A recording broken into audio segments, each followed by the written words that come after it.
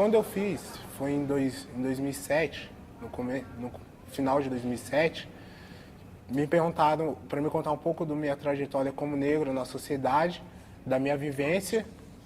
Perguntaram como eu me enxergava como negro nessa sociedade e falar um pouco da minha vida em geral. Perguntas desse tipo, elas visam, na verdade, selecionar futuros militantes de movimentos por preferências raciais. O que se está selecionando são pessoas dispostas a continuar a luta pela separação dos brasileiros em raça e pela promoção de políticas de raça. Esse tipo de aferição não é para definir raça, é para preservar a fraude. É para evitar que alguém se disfarce e iluda o sistema sob a impressão de que vai encontrar um modo mais fácil. Para mim, isso me lembra o Tribunal de Nuremberg. Isso me lembra as leis raciais de Nuremberg, quando lá no estado nazista de Hitler, ele quis implementar por meio de lei quem era na época judeu e quem era alemão. Curioso, estranho o argumento. Os nazistas retiraram os judeus das universidades, colocaram no centro de campo de concentração para matá-los. Nós estamos, com argumentos pacíficos, abrindo a porta da universidade para que os negros possam participar. E eu não preciso refrescar a memória de vocês para dizer do caso dos gêmeos univitelinos, em que um foi considerado branco e o outro foi considerado negro pelo Tribunal Racial da UNB. Que tribunal é esse? Que seita secreta é essa que tem o dom de definir quem é branco e quem é negro no Brasil? Isso não existe. Isso, para mim, é a maior prática de racismo que nós podemos visualizar. E isso está acontecendo aqui na UNB há alguns anos e ninguém faz nada, ninguém toma uma providência e todo mundo finge que não é com eles. Eles passam a vida falando do exemplo dos gêmeos, não é isso? São duas pessoas. Entram 800 todo ano. Uma política pública, em média, para milhares de pessoas, você tem uma margem sempre de erro.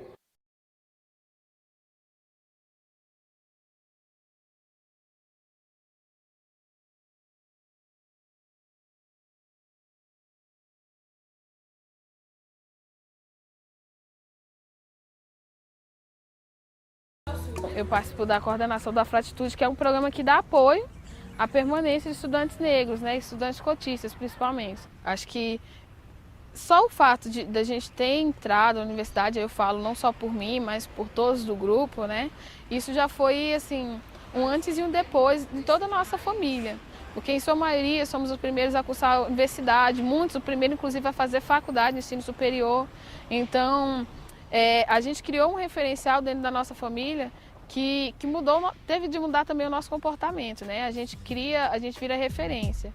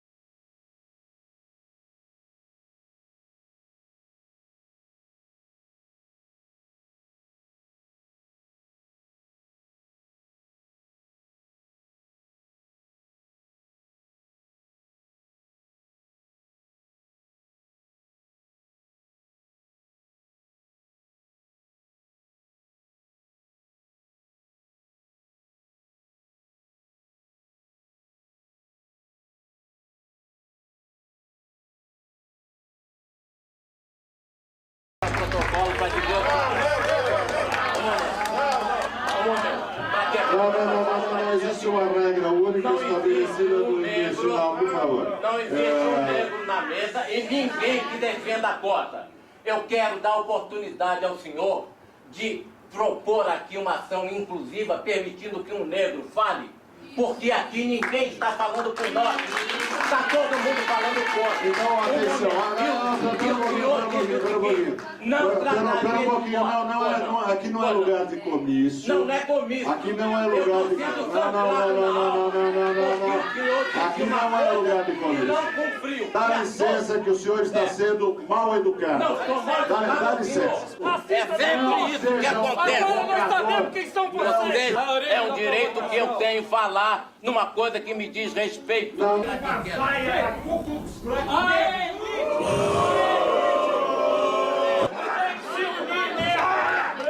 É isso que nós sofremos sempre. É isso.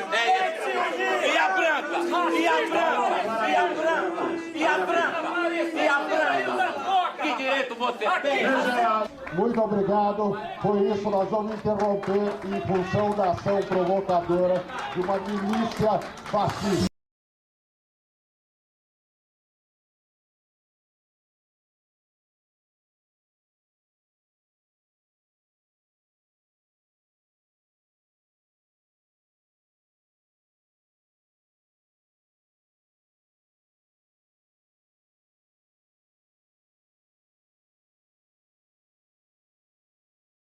Cada simples, porém, acolhedora.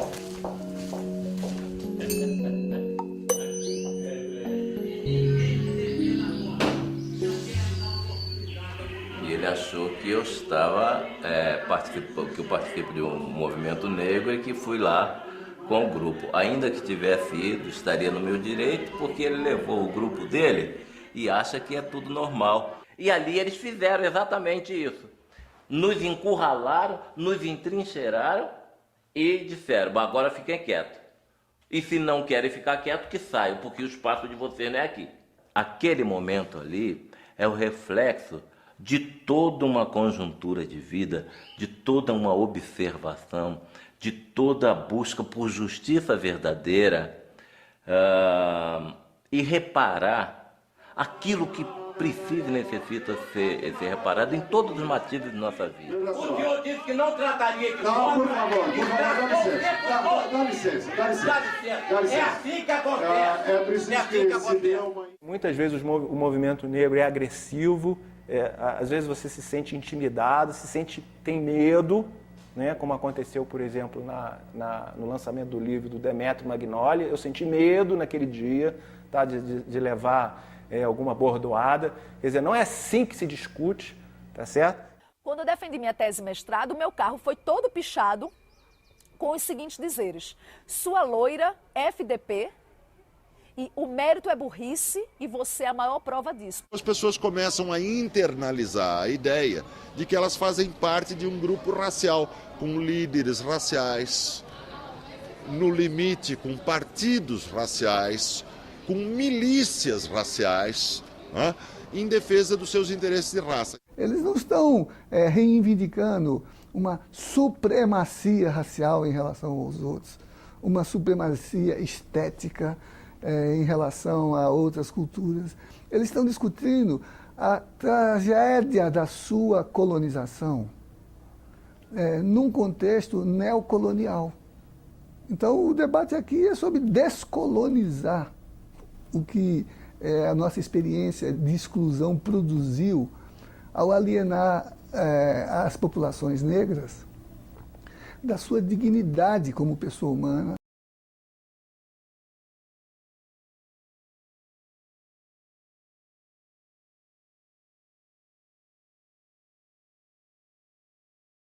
Que a gente vai lá e quer falar para quem está na escola sobre as condições que a gente viveu, várias oportunidades até de usar drogas, de se envolver com questões de crimes.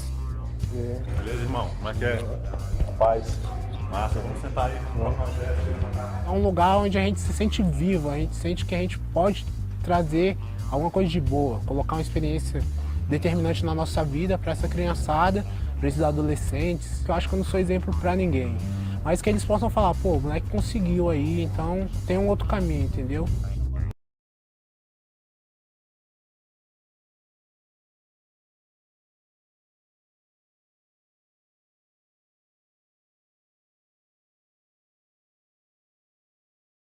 A universidade trabalha com uma pontuação mínima para entrar.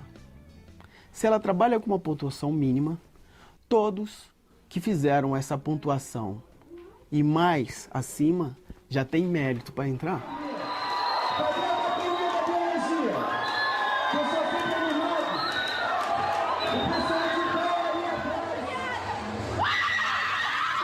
Há cursos na universidade, como por exemplo na engenharia civil, em que há grandes diferenças entre a nota de corte. A nota de corte para cotistas já chegou a menos 120, quando que a nota para entrar para o não cotista é mais de 200. Tanto brancos ou não negros, quanto indígenas, participam de um exame de mérito para entrar, mas entre si, entre iguais. Como lembrava Rui Barbosa, a justiça não é tratar igualmente os que são iguais, mas tratar desigualmente os que são desiguais. A construção que eu fiz do meu processo intelectual para estar passando a prova do vestibular foi um processo com o mesmo merecimento, às vezes até mais, de uma pessoa que estudou em uma outra escola particular, que teve outras possibilidades.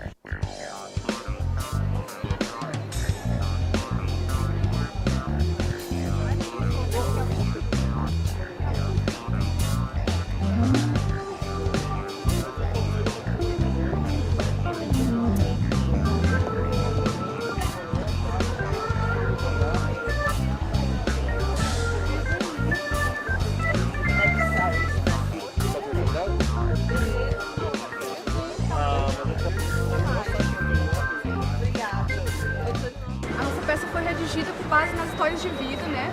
Estudantes cotistas, assim como eu, estudantes negros como a Paula, né? Eu saí da UNB no último ano, antes da implementação das cotas, a minha graduação. E quando eu voltei, agora no mestrado, no ano passado, eu me deparei com uma outra universidade, assim, né? Quer dizer, me senti muito melhor lá dentro, assim, porque realmente aumentou muito o número de pessoas negras, que quase não tinha na UNB, né?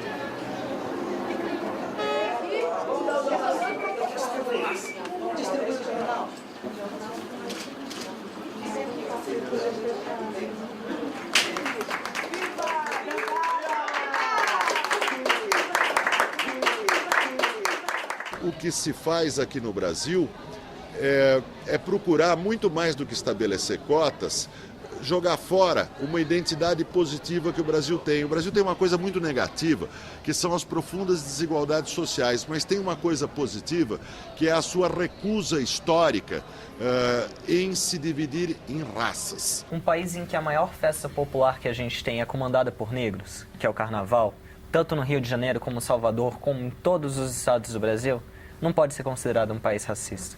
Um país onde um negro tem igualdade de oportunidades, não interessa onde ele seja, não é um país racista. No Brasil é fortemente valorizada a ideia de mestiçagem, né? Você tem uma categoria de cor valorizada, é ser moreno. Brancos querem ser morenos, mas, vamos dizer assim, pessoas de pele mais escura, pretos querem ser morenos, né? Essa é a grande categoria de cor, se for para ser demonstrada, né? Se fala na democracia racial e quando eu saio na rua eu vejo outra coisa, eu vejo olhares diferentes, eu vejo reações diferentes, eu vejo senhoras que seguram a bolsa quando eu passo perto delas e não precisam palavras, não precisam chamar de macaco, não precisam chamar de negrinho, não precisam chamar de sujo ou de imundo ou falar que seu cabelo é ruim, que seu cabelo é uma porcaria. Basta um olhar assim, excludente, ou um segurar numa bolsa, ou um desviar no caminho de você para você ver que essa igualdade essa democracia racial não existe, porque a pessoa já tem um medo de você baseado no seu estereótipo. Eu sofri de todas as formas, né? E desde colegas que ficavam xingando, a professores que ignoravam que a gente estava na sala. Ou então, mesmo como sempre fui aluna de destaque, sempre tinha aquelas conversas no início do ano. Mas você que fez a prova? Nas escolas particulares eu sofri diferentes brincadeiras, né? Porque eu tinha as piores notas, então o pessoal ficava falando que eu era um preto burro, que eu só sabia jogar futebol. Só quem é negro sabe o que passa frente a todos, né? Nós aqui nessa Câmara somos menos de 5%. E quando eu cheguei aqui, o rapaz falou, aliás, não foi rapaz, foi uma moça, você não pode entrar nesse elevador porque você não é deputada. Quer dizer, o negro não pode ser deputada, a negra não pode ser deputada. O racismo do branco, loiro, de olhos azuis no Brasil é descomunal. A metade das mulheres estão oxigenando o cabelo de loiro para poder combater o racismo fenotípico. As pessoas estão se tornando mais claras, com o rosto, passando maquiagem para ver se ficam mais... Todo mundo! A gente não assume que a gente tem uma sociedade racista e sem assumir que a gente tem um erro, como é que a gente vai mudar? Como a gente vai acabar com esse erro? O que a gente milita não é por uma sociedade só de negros, uma sociedade só de brancos, uma sociedade onde negros se relacionem com negros, mas uma sociedade onde a gente esteja essas relações de forma igualitária.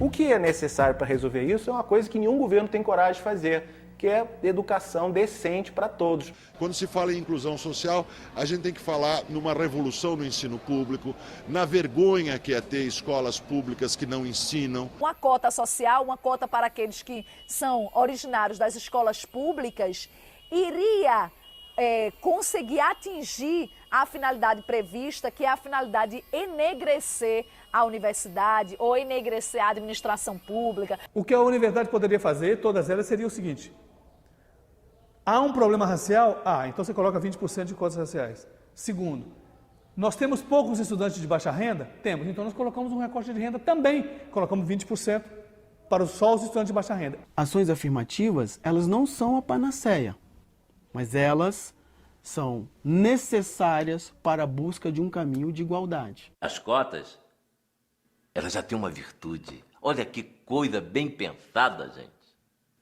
Ela levantou a discussão. Não fosse ela, eu não estaria aqui falando com vocês hoje. O que a gente está falando é que eu sofri racismo. Essa minha vivência foi uma vivência racista. Por favor, olha. Vocês que estão aí, olhem para essas atitudes e a partir daí tomem atitude junto com a gente.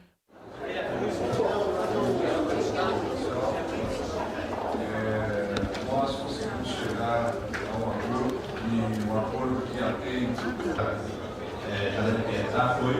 foi árdua para que nós pudéssemos instalar essa comissão.